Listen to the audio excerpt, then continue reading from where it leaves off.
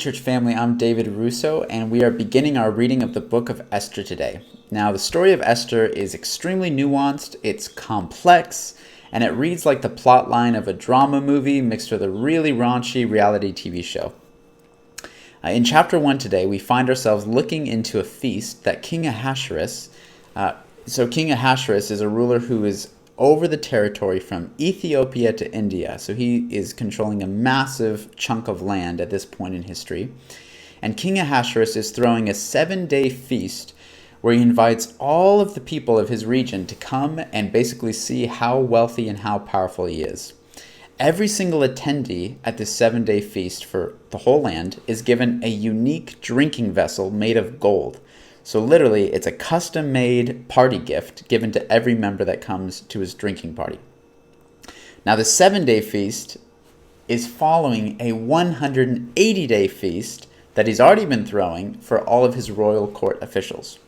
So King Ahasuerus is definitely trying to prove something to his subjects at this point. Now, on the 7th day of the party, Ahasuerus, who is well past drunk, and who obviously still has something to prove to somebody, he commands that his wife, Queen Vashti, come out wearing her crown and be paraded in front of his guests of honor.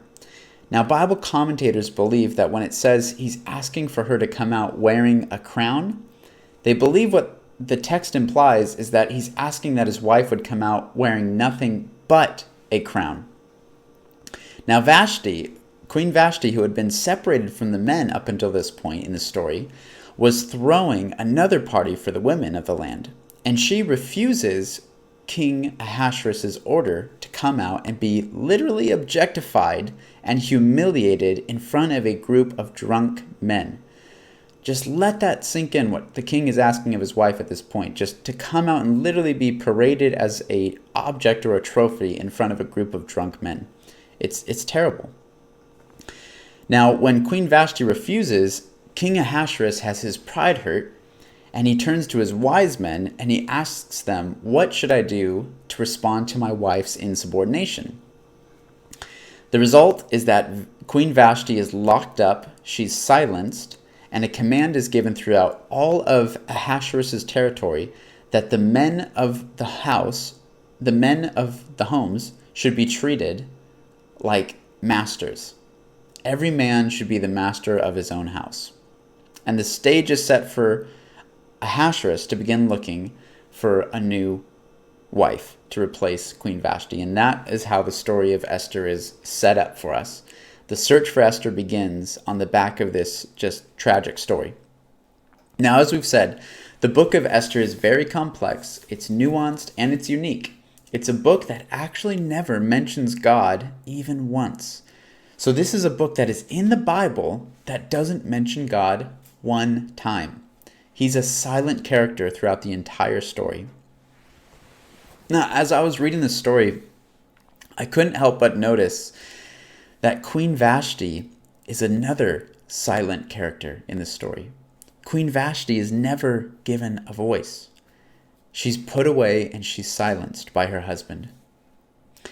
And it's not until Esther actually finds her voice and intervenes to save the Jewish people who were going to be killed by King Ahasuerus because he was again listening to his wise men. It's not until Esther finds her own voice and gives good counsel to the king, and he receives and listens to that counsel, that the plot pivots and the people of Israel are saved. The whole mess of this story may never have happened if King Ahasuerus would have listened and watched how his first wife, Queen Vashti, was actually acting with more honor than he was at the very beginning. The Apostle Peter highlights this value in 1 Peter chapter 3, verse 7, saying, "Husbands, likewise, dwell with your wives with understanding, giving honor to the wife as to the weaker vessel, being heirs together with them of the grace of life, so that your prayers may not be hindered." Look at that cause and effect there. Husbands, understand your wives. Dwell with them in an understanding way. Honor them.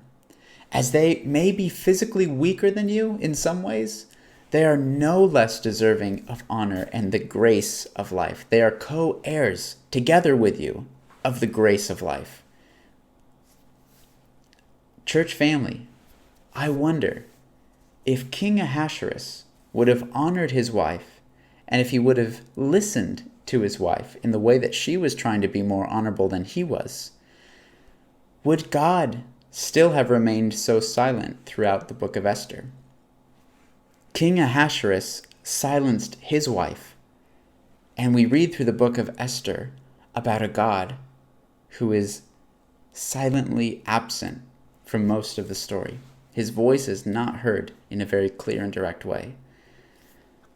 Husbands, do this so that your prayers may not be hindered.